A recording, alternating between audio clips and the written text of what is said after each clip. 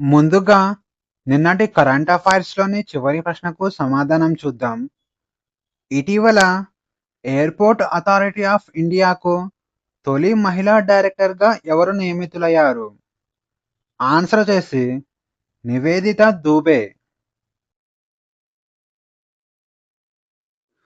2026 ఫిబ్రవరి నెలలోని ముఖ్యమైన రోజులు, వాటి యొక్క ప్రత్యేకతలు ఇప్పుడు చూద్దాం. ఫిబ్రవరి 1న కేంద్ర బడ్జెట్ మరియు ఇండియన్ కోస్ట్ గార్డ్ డేను నిర్వహించారు. ఇక ఫిబ్రవరి 1 నుంచి ఫిబ్రవరి 7 వరకు అంతర్జాతీయ అభివృద్ధి వారంగా జరుపుకున్నారు. ఇక ఫిబ్రవరి 2న ప్రపంచ చిత్తడి నేలల దినోత్సవం జరుపుకోనుండగా, ఫిబ్రవరి 4న ప్రపంచ క్యాన్సర్ దినోత్సవాన్ని జరుపుకుంటారు.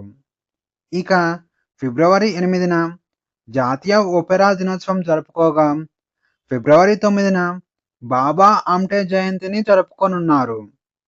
ఇక ఫిబ్రవరి 10న జాతీయ నులిపురుగుల నివారణ దినోత్సవం, అలాగే అంతర్జాతీయ మూర్ఛ దినోత్సవం, అలాగే ప్రపంచ పప్పుధాన్యాల దినోత్సవాన్ని జరుపుకుంటారు. ఇక ఫిబ్రవరి 11న ప్రపంచ రోగుల దినోత్సవాన్ని జరుపుకుంటారు. అలాగే అంతర్జాతీయ సైన్స్‌లో మహిళలు మరియు బాలికల దినోత్సవం, అలాగే సేఫ్ ఇంటర్నెట్ దినోత్సవాన్ని ఫిబ్రవరి 11న జరుపుకుంటారు. ఇక ఫిబ్రవరి 12న జాతీయ ఉత్పాదకత దినోత్సవాన్ని జరుపుకుంటారు. ఇక ఫిబ్రవరి 13న ప్రపంచ రేడియో దినోత్సవం, అలాగే సరోజినీ నాయుడు జయంతిని జరుపుకుంటారు. ఇక ఫిబ్రవరి 14న ప్రేమికుల రోజు, అలాగే ప్రపంచ పుట్టుకతో వచ్చే గుండె లోపాల అవగాహన దినోత్సవం జరుపుకుంటారు. ఇక ఫిబ్రవరి 19న ప్రపంచ మానవ శాస్త్ర దినోత్సవాన్ని జరుపుకుంటారు. ఇక ఫిబ్రవరి 20న ప్రపంచ సామాజిక న్యాయ దినోత్సవాన్ని జరుపుకుంటారు. ఫిబ్రవరి 21న అంతర్జాతీయ మాతృభాష దినోత్సవం, ఫిబ్రవరి 22న ప్రపంచ ఆలోచన దినోత్సవాన్ని జరుపుకుంటారు. ఇక ఫిబ్రవరి 23న ప్రపంచ శాంతి మరియు అవగాహన దినోత్సవాన్ని జరుపుకోగా, ఫిబ్రవరి 24న సెంట్రల్ ఎక్సైజ్ దినోత్సవాన్ని జరుపుకుంటారు.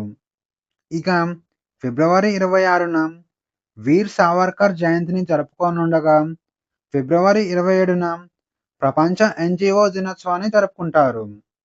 ఇక ఫిబ్రవరి 28న జాతీయ సైన్స్ దినోత్సవం, అలాగే అరుదైన వ్యాధుల దినోత్సవాన్ని జరుపుకుంటారు.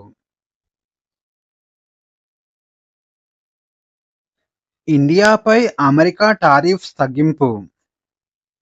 ప్రధానమంత్రి మోడీ మరియు అమెరికా అధ్యక్షుడు డొనాల్డ్ ట్రంప్ ఫిబ్రవరి 2న బైలేటరల్ ట్రేడ్ డీల్‌ను ప్రకటించారు.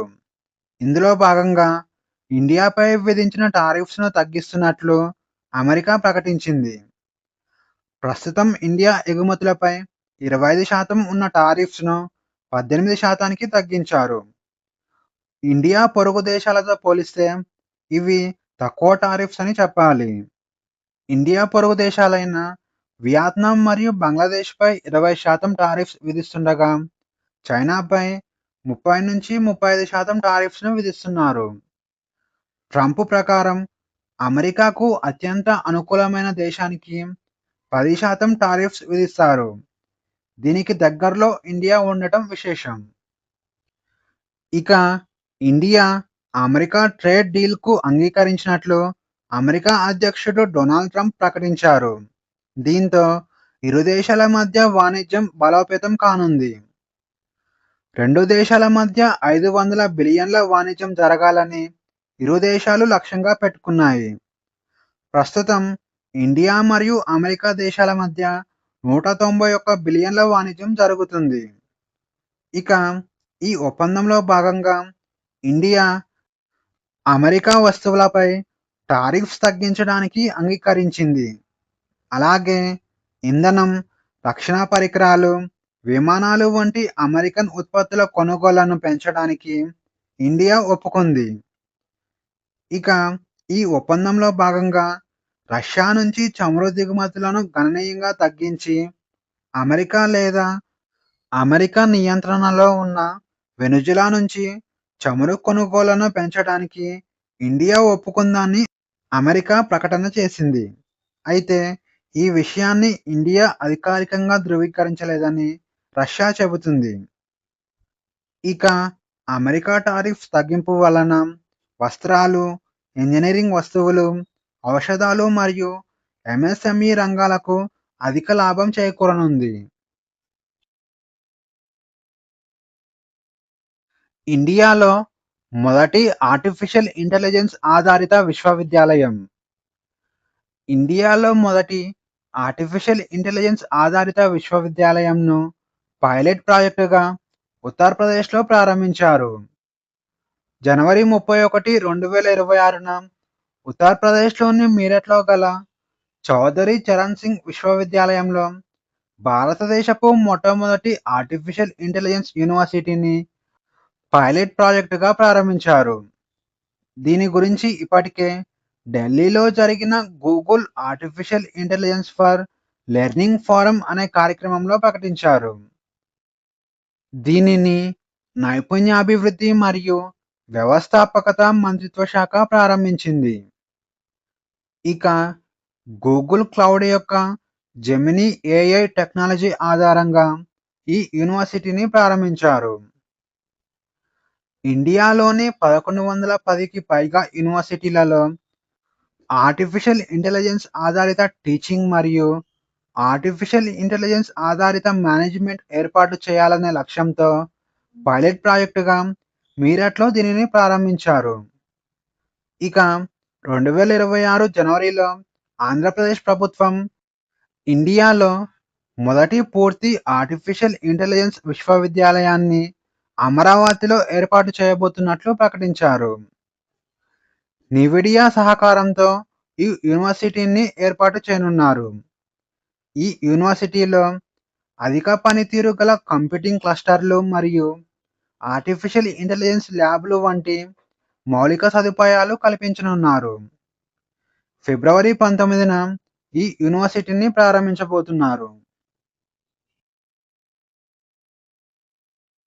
నంబియో యొక్క జీవన వ్యయ సూచిక 2026. జీవన వ్యయ సూచిక 2026ను ప్రముఖ వెబ్సైట్ నంబియో విడుదల చేసింది. మొత్తం 4 అంశాల ఆధారంగా ఈ నివేదికను రూపొందించారు. అవి రోజువారీ ఖర్చులు, గృహ నిర్మాణం లేదా అద్దె, రెస్టారెంట్లు లేదా సేవలు, కొనుగోలు శక్తి వంటి అంశాల ఆధారంగా ఈ నివేదికను రూపొందించారు. నంబియో వెబ్సైట్ న్యూయార్క్ నగరాన్ని ఆధారంగా చేసుకొని నివేదికను రూపొందించాయి. 100 కంటే ఎక్కువ స్కోర్లు ఉన్న నగరాలు న్యూయార్క్ కంటే ఖరీదైన నగరాలు అని అర్థం. ఇక ప్రపంచంలోనే అత్యంత ఖరీదైన మొదటి 5 నగరాల వివరాలు చూస్తే 118.5 స్కోర్తో స్విట్జర్లాండ్లోని జ్యూరిచ్ నగరం మొదటి స్థానంలో నిలవగా 116.5 స్కోర్తో స్విట్జర్లాండ్లోని జెనీవా నగరం రెండవ స్థానంలో నిలిచింది. ఇక 112.4 స్కోర్తో స్విట్జర్లాండ్లోని బాసెల్ నగరం మూడవ స్థానంలో నిలవగా 111.5 స్కోర్తో స్విట్జర్లాండ్లోని లౌసాన్ నగరం నాలుగవ స్థానంలో నిలిచింది. ఇక 110.1 స్కోర్తో స్విట్జర్లాండ్లోని లుగానో నగరం ఐదవ స్థానంలో నిలిచింది. అయితే మొదటి 5 స్థానాలలోని నగరాలు అన్నీ స్విట్జర్లాండ్ దేశం నుంచే కావడం విశేషం. ఇక ఇండియాలోనే అత్యంత ఖరీదైన మొదటి 5 నగరాల వివరాలు చూస్తే 26.3 స్కోర్తో ముంబై మొదటి స్థానంలో నిలవగా 24.7 స్కోర్తో గురుగ్రామ్ రెండవ స్థానంలో నిలిచింది. ఇక 23 స్కోర్తో ఢిల్లీ మూడవ స్థానంలో నిలవగా 22.8 స్కోర్తో పూణే నాలుగవ స్థానంలో నిలిచింది. ఇక 21.9 స్కోర్తో బెంగళూరు ఐదవ స్థానంలో నిలిచింది. ఇక ప్రపంచ నగరాలలో ముంబై 441వ స్థానంలో ఉండగా గురుగ్రామ్ 449వ స్థానంలో ఉంది. ఢిల్లీ 454వ స్థానంలో ఉండగా, పూణే 455వ స్థానంలో ఉంది. ఇక బెంగుళూరు 460వ స్థానంలో ఉంది. రామ్సార్ జాబితాలో చేరిన మరో 2 ప్రదేశాలు. ప్రపంచ వెట్లాండ్స్ దినోత్సవ సందర్భంగా ఫిబ్రవరి 2న ఇండియాలోని 2 ప్రదేశాలను రామ్సార్ జాబితాలో చేర్చారు. అందులో మొదటిది ఉత్తరప్రదేశ్‌కు చెందిన పాట్నా పక్షుల అభయారణ్యం. రెండవది గుజరాత్‌కు చెందిన చరీ దండ్. దీంతో ఇండియాలోని మొత్తం చిత్తడి నేలల సంఖ్య 98కి చేరింది. ఇక రామ్సార్ జాబితా గురించి చూస్తే, ప్రపంచవ్యాప్తంగా ఉన్న వెట్లాండ్స్‌ను రక్షించడానికి 1971 సంవత్సరంలో ఇరాన్‌లో రామ్సార్ సమావేశం ద్వారా ప్రపంచ దేశాలు ఒప్పందం కుదుర్చుకున్నాయి. దీని ఆధారంగా ఇండియాలో రామ్సార్ జాబితాను ఏర్పాటు చేశారు. ఇక 2014 సంవత్సరంలో ఇండియాలో రామ్సార్ జాబితాలో 26 ప్రదేశాలు ఉండగా, 2026 సంవత్సరంలో అది 98కి చేరింది. గత 12 సంవత్సరాలలో 276% పైగా పెరుగుదలను నమోదు చేసింది.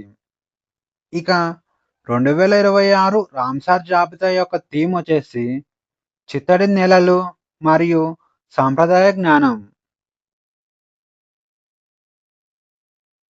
ఉత్తమ ఏవియేషన్ ఎకోసిస్టమ్ అవార్డు అందుకున్న భారతీయ రాష్ట్రం. వింగ్స్ ఇండియా 2026లో ఉత్తమ ఏవియేషన్ ఎకోసిస్టమ్ అవార్డు అందుకున్న భారతీయ రాష్ట్రంగా ఉత్తరాఖండ్ నిలిచింది. ఇక వింగ్స్ ఇండియా 2026 కార్యక్రమం హైదరాబాద్లోని బేగంపేట్ విమానాశ్రయంలో జరిగింది. ఇది ప్రపంచంలోనే అతిపెద్ద పౌర విమానయాన కార్యక్రమం. దీని గురించి జనవరి 28 కరెంట్ అఫైర్స్ వీడియోలో చెప్పుకున్నాము. వీడియో లింక్ డిస్క్రిప్షన్లో ఇస్తాను. ఎవరైనా చూడని వారు ఉంటే చూడండి.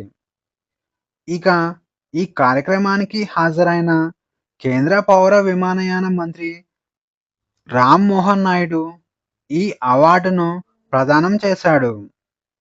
స్థిరమైన మరియు సమర్థవంతమైన విమాన మౌలిక సదుపాయాలను సృష్టించడంలో ఉత్తరాఖండ్ చేసిన కృషికి ఈ అవార్డు ప్రత్యేకంగా గౌరవిస్తుంది.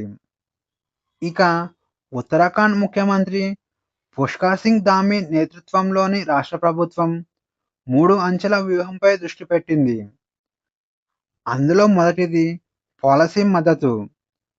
హెలి ఆపరేటర్ల కోసం పెట్టుబడిదారులకు అనుకూలమైన పాలసీలను రూపొందించడం. రెండవది మౌలిక సదుపాయాలు. మారుమూల పర్వత ప్రాంతాలలో హెలిపోర్ట్ల ఆధునిక నెట్వర్క్ను నిర్మించడం. మూడవది సమన్వయం. ఉత్తరాఖండ్ పౌర విమానయాన అభివృద్ధి అథారిటీ ద్వారా పరిపాలనా ప్రక్రియలను క్రమబద్ధీకరించడం. వీటితో పాటు ఉడాన్ పథకంలో భాగంగా ప్రాంతీయ కనెక్టివిటీలో ఉత్తరాఖండ్ స్టార్ పర్ఫార్మర్గా నిలిచింది. ఎక్సర్సైజ్ అగ్ని పరీక్ష. ఎక్సర్సైజ్ అగ్ని పరీక్ష ఇండియన్ ఆర్మీ మరియు ఇండో టిబెటన్ బోర్డర్ పోలీస్ మధ్య జరిగాయి. ఈ ఎక్సర్సైజ్ను అరుణాచల్ ప్రదేశ్ రాష్ట్రంలోని తూర్పు సియాంగ్ జిల్లాలోని సిగర్ ప్రాంతంలో నిర్వహించారు. జనవరి 19 నుంచి జనవరి 26 వరకు ఈ ఎక్సర్సైజ్ జరిగింది. యుద్ధ సమయంలో సిద్ధంగా ఉండేందుకు నిర్వహించాల్సిన విధులపై అవగాహన కల్పించేందుకు ఈ ఎక్సర్సైజ్ను నిర్వహించారు. ఈ ఎక్సర్సైజ్లో ఇండియన్ ఆర్మీ యొక్క హెడ్ గన్నర్లు, ఆర్మీ రెజిమెంట్లు మరియు ఇండో టిబెటన్ బోర్డర్ పోలీస్ సిబ్బంది పాల్గొన్నారు. థాయిలాండ్ మాస్టర్స్ విజేతగా భారతీయురాలు.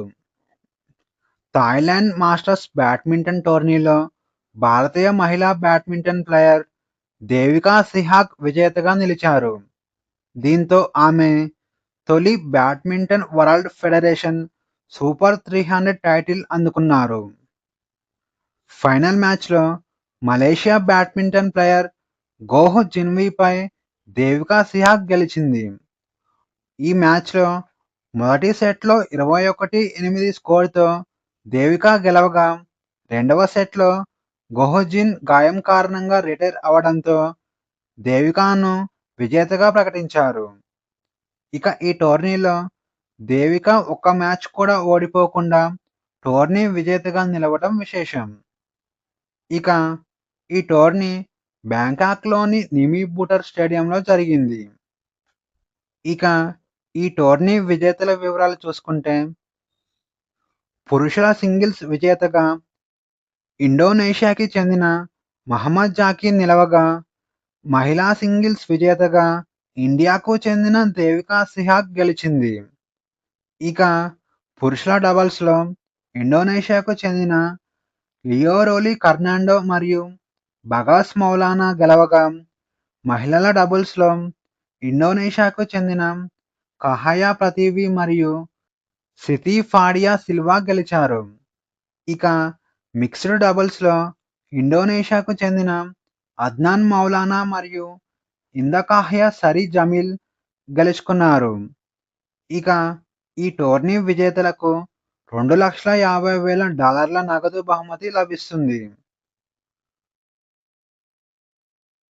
ఇక ఈరోజు క్వశ్చన్స్ వచ్చేసి, ఇటీవల MOM Z14 అనే కొత్త గెలాక్సీని ఎవరు కనుగొన్నారు? A. Indian space research organisation, B.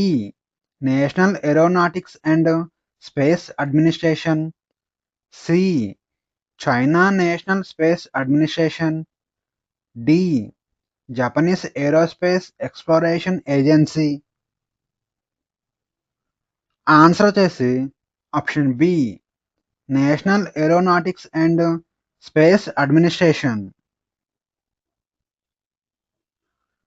ఆర్థిక సర్వే ప్రకారం జనరేటివ్ ఆర్టిఫిషియల్ ఇంటెలిజెన్స్ స్టార్టప్స్లో మొదటి స్థానంలో నిలిచిన రాష్ట్రం ఏది?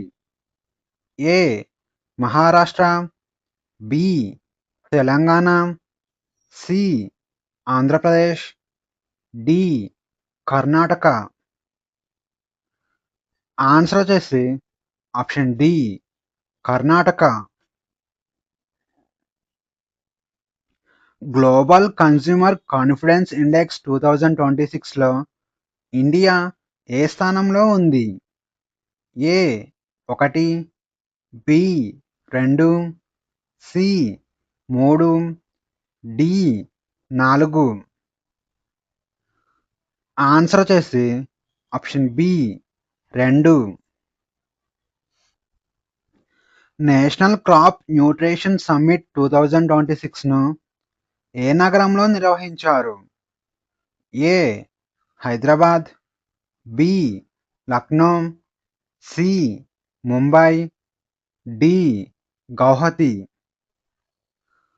ఆన్సర్ వచ్చేసి option C, Mumbai. India Arab విదేశాంగ మంత్రుల సమావేశం 2026 ఏ నగరంలో జరిగింది? A Delhi, B Bahrain, C Dubai, D Mumbai. Answer వచ్చేసి ఆప్షన్ ఏ, ఢిల్లీ. కింది వారిలో ఆల్ ఇండియా ముస్లిం లీగ్ వ్యవస్థాపక పితామహులలో ఒకరు కానివారు ఎవరు? A Nawab Mohsin ul Mulk, B Maulana Abul Kalam Azad, C Aga Khan, D Dhaka Nawab Salimullah.